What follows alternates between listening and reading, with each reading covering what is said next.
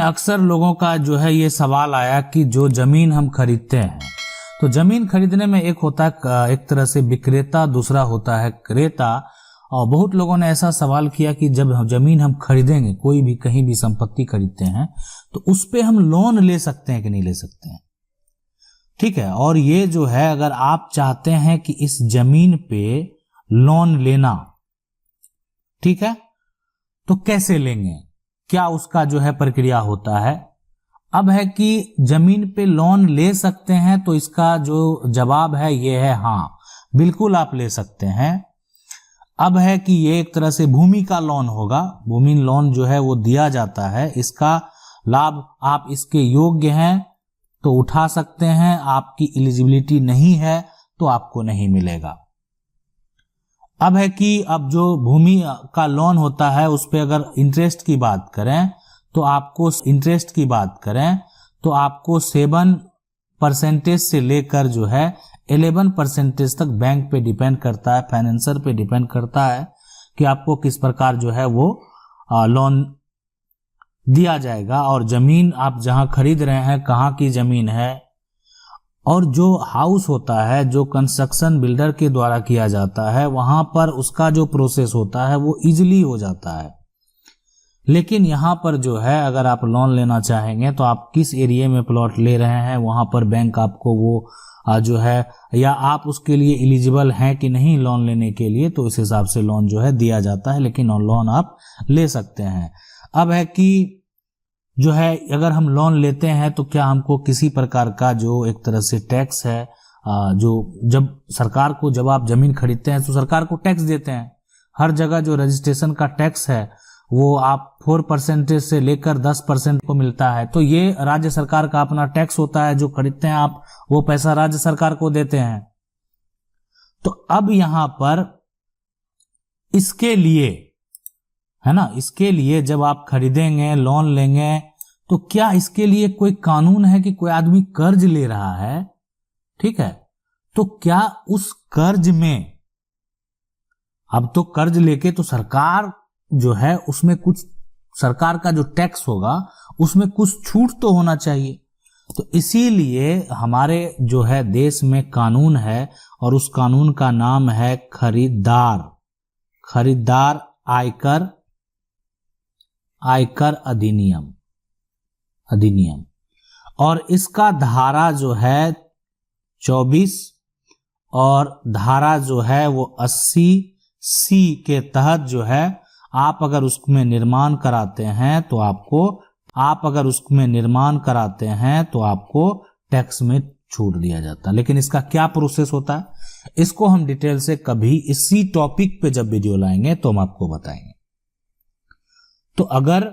आप लोन लेना चाहते हैं, बहुत लोगों का ऐसा सवाल था, तो हम बता दिए कि आप जो है लोन ले सकते हैं। अब सवाल ये उठता है कि जब आप जमीन खरीदने जा रहे हैं तो खरीदने से पहले, आप रजिस्ट्री ऑफिस जाने से पहले जब आप एग्रीमेंट करा रहे हैं, ठीक है, तो आप जो है जो जमीन विक्रेता है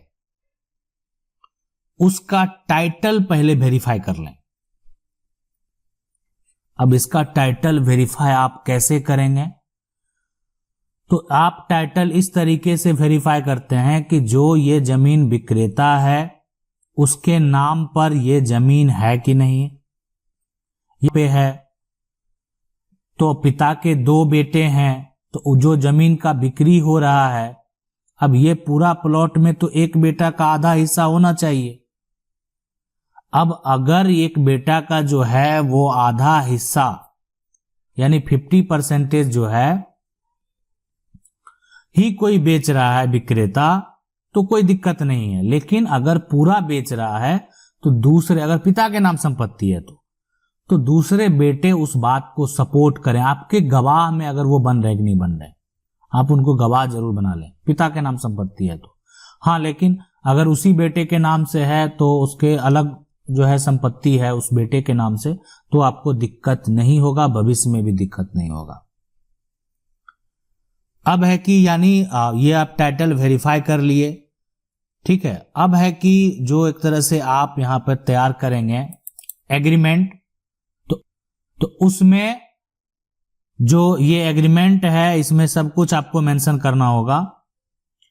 और जमीन का जो आपका जो प्लॉट है, मान लेते हैं 28 नंबर का प्लॉट खरीद रहे हैं, तो ये डायग्राम के साथ साथ जो है आपके आगे कौन है, ये आपके जो है इस साइड कौन है, इस साइड जो है, अगर आपको सही नाम नहीं पता है ना, तो ये प्लॉट नंबर को जरूर मेंशन करवा लें इस पोजीशन में, ताकि आपका ये पोजीशन सही से हो कि आपके पीछे वाले प्लॉट में 36 नंबर का प्लॉट है, उनका नाम क्या है, ठीक है, आपके बगल वाले में है, इस साइड में आपको 27 नंबर का प्लॉट वाले हैं, तो आप उस प्लॉट नंबर को मैप के हिसाब से जरूर मेंशन करा दें। कल को कहेगा नहीं नाम तो गलत हो गया, यहाँ पे आगे में तो दूसरा व्यक्ति का जमीन है, मान लेते हैं आपको नाम नहीं पता है, तो उस प्लॉट नंबर को मेंशन कराने से यह स्पष्ट होता है कि आपका जो 28 नंबर का प्लॉट है, तो आगे आपका 20 जो है एक तरह से 29 है, पीछे 36 है और इधर 30 है और 27 है। और बहुत लोग ये गलती करते हैं, उनको लगता है चलो ठीक है अपने लोग हैं जो लिखवा दिए नाम सही है, लेकिन आपको यहाँ पर अपनी समझदारी जो है दिखाना बेहद जरूरी है। एक चूक जो है भविष्य में आपको दिक्कत दे सकता है, इसीलिए कि अगर अन्य लोगों को ऐसा दिक्कत हुआ है तो क्यों ना हम खरीद रहे हैं तो ऐसी समझदारी दिखाकर सारा दस्तावेज तैयार करा लें। तो ये आपको जो रजिस्ट्री डीड है उसमें रजिस्ट्री ऑफिस जाने से पहले और एग्रीमेंट में भी सारा कुछ आप मेंशन कराएंगे कि आप क्या खरीद रहे हैं, ठीक है। जमीन विक्रेता अगर सरकार को टैक्स ना देता है तो वो भी अच्छी बात नहीं है, सरकार को अप टू डेट वो टैक्स दें और उसका दस्तावेज यानी टैक्स का जो रसीद है ना, जो जमीन पर टैक्स दिया जाता है उसका रसीद जो है वो भी आप जो है एक तरह से जरूर देख लें, आपको जांच कर लेना चाहिए। तो ये सब बेहद जरूरी है दस्तावेज कि आप वेरीफाई करें, तभी जो है कुछ यहां पर करें। उसके अलावा जो है ये भी पता कर सकते हैं, अभी धीरे धीरे आपको ये जो है एक तरह से लागू होने वाला है कि अगर कोई इस जमीन पे लोन ही ले लिया है और वो जमीन को जो है बिक्री कर देता है, बेच देता है, ठीक है, आपको अपना पैसा तो वापस मिलेगा ही, लेकिन आपको एक कानूनी प्रक्रिया के तहत जो है सारा, इसलिए कि पहले संपत्ति पे लोन लिया गया है, पहला राइट तो उसी का बनेगा। अगर वो संपत्ति को बेच भी देता है तो वो फिर भी उसका राइट इसलिए बनेगा उस संपत्ति को सीज करने का, इसलिए कि आपसे पहले वो जो है लोन ले चुका है और आपको भी अधिकार है कि आप अपना पैसा वापस प्राप्त कर सकते हैं। तो इसीलिए अगर इस तरह का समस्या है